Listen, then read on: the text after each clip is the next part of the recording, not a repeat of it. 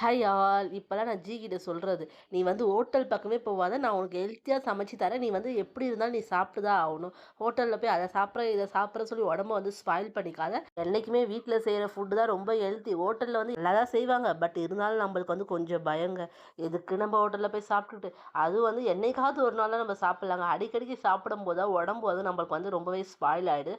அதனால நான் எது செஞ்சு கொடுத்தாலும் சாப்பிட்ணும், ஆனால் நான் ஹெல்த்தியாக சமைச்சு கொடுப்பேன். இன்றைக்கி வந்து காலையிலேயே வந்து ப்ரக்கோலி சூப் தாங்க போட்டேன். நான் எப்படி ப்ரக்கோலி சூப் போடுவேன், ரொம்பவே சிம்பிளான டைப் தாங்க. ஆனால் இது வந்து டேஸ்ட் வந்து நல்லா சூப்பராக இருக்கும்.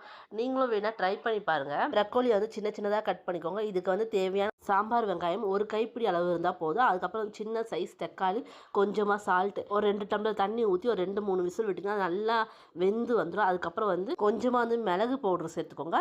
அப்புறம் டேஸ்ட்டுக்காக ஒரு ஸ்பூன் வந்து நெய். இதை செஞ்சு சாப்பிட்டு பாருங்கள், டேஸ்ட்டு வேறு லெவலாக இருக்கும். ஓகே, நம்ம சேனல் உங்களுக்கு பிடிச்சா சப்போர்ட் பண்ணுங்கள். பாய்.